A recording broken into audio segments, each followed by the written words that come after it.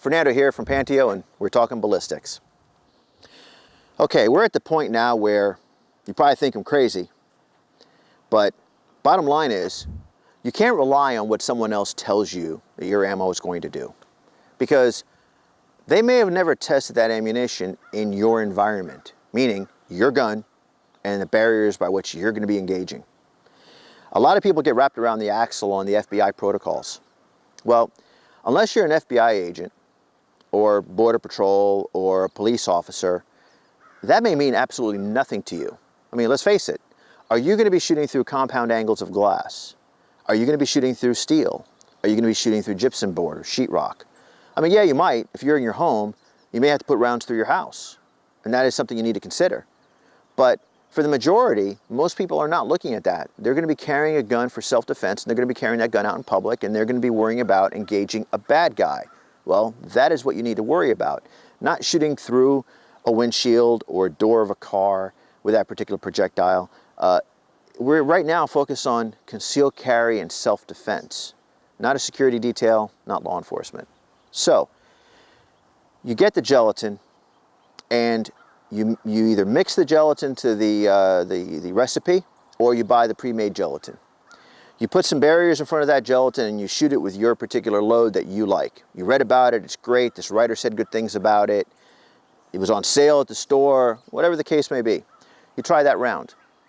How does it work in your carry gun? If you have enough gelatin, try some different guns. Back to me, I carry an officer's length 1911. I'm still going to try that round in a commander length at a 4 1/4 inch barrel, or a government model at a 5 inch barrel. Or if you're a Glock fan, or you have an M&P from Smith & Wesson, or you have an American pistol from Ruger, there's different barrel lengths available. So if you have those different barrel lengths, if you do own those different firearms, test that round through those different barrel lengths. Let's see what it does. Get as much information about that particular projectile for your environment as you can. If you find that it didn't work, what do I mean by didn't work? Well, it failed to expand. That's a clue. It expanded, but it went through too much gelatin. Meaning maybe it expanded fully by the second block of gelatin. It took 16 inches for it to actually achieve expansion, all right? What is that performance of the projectile? If it does not meet your requirements, don't feel bad. That's your new practice ammo until you get some new ammo, and try that other ammo. In fact, it's actually worth going to the store and buying 3 or 4 different loads. Maybe from that same manufacturer, different bullet weights, or maybe you're going to try different manufacturers and different bullet weights. But if you're going to go through the trouble of mixing some gelatin, you have your gun, you got the blocks of gel, you got the barriers, try a few different brands. You're already there. Do it. Shoot those rounds into the gel, see which one you feel is better for you. There may be a particular round that worked great in that gelatin, but guess what? It choked in your gun. For whatever reason, that round does not like to feed in your particular brand of gun. That does not mean you're going to run to the gunsmith now and have a throat job and have it polished. But what you want to look at is what is going to work in your gun. So, now, we're at the point where you've shot the gelatin with the rounds, and you found the round that works for you. Well, at least you think you did. What is that definition of it working? Well, agencies like the FBI have a certain depth of performance, or depth of penetration that they want for their performance.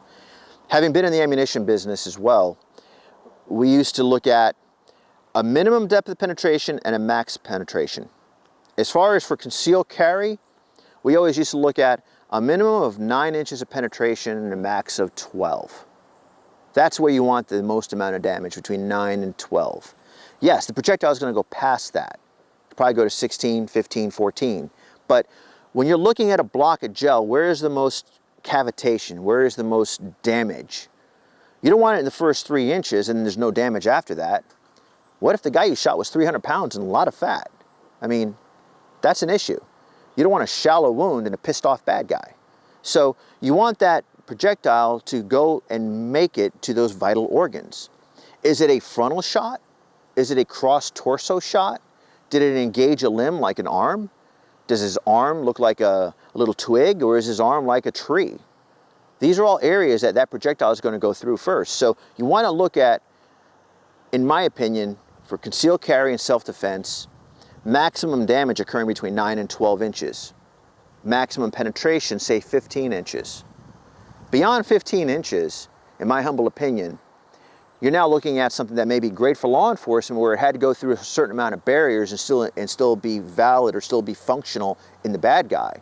But in a self-defense scenario, we're looking at you and the bad guy and the surroundings around that bad guy. And what we don't want is you shoot the bad guy, bullet goes through him, he's still pissed off, and grandma down the block got hit with it. That's what we're trying to avoid. So we want energy transfer. We want as much energy transferred to that bad guy. And I don't want to get into splitting hairs over 9 versus 45 and a light bullet versus a heavy bullet or a fast bullet versus a slow bullet. Right now, what we're looking at is, what does that projectile do in the gelatin? Does it expand as it's designed to do? Does it expand as it's designed to do out of your gun with those barriers? And then if it did expand, what was the depth of penetration? And if it was within a certain acceptable window, then you're there. That's your carry load. Buy a bunch of it. Buy 1,000 rounds of it. Don't shoot it all. Well, the ammunition companies will love you to shoot it all and you buy more. But what you want to do is then get time on the range. But that does not mean go out and buy your new favorite duty or concealed carry load and go shoot practice ball at the range. No, you don't want to do that. Yes, you want to build your skills with that ball ammunition. But if you're going to go to the range and shoot 50 rounds of that ball, shoot a magazine or two of that carry ammo right before you're done. Because let's face it, ball ammunition has a tendency to be maybe a little lighter, a little bit easier on recoil. You may be shooting match loads that are really light on recoil, just slide action taking place. Or if it's a revolver, no recoil at all. But your carry load may be a hot, stout round that's going to have recoil. I know a lot of guys that love a 125 grain semi-jacketed hollow point for a 357 Magnum, but they practice with 38 wad cutters. Well, that's great, but there's a big difference in recoil between that wad cutter and that 357 Magnum. Same thing with 9mm. You may use a practice load all the time, but your plus P plus load or your plus P load that you carry is a bit snappy, a little bit different. Or it may actually impact at a different place on target than your practice load. So, once you determine what your carry load is, get a lot of trigger time with practice ammunition, but also get trigger time with that carry load. Because when all is said and done, when the shit hits the fan, that practice load didn't help you.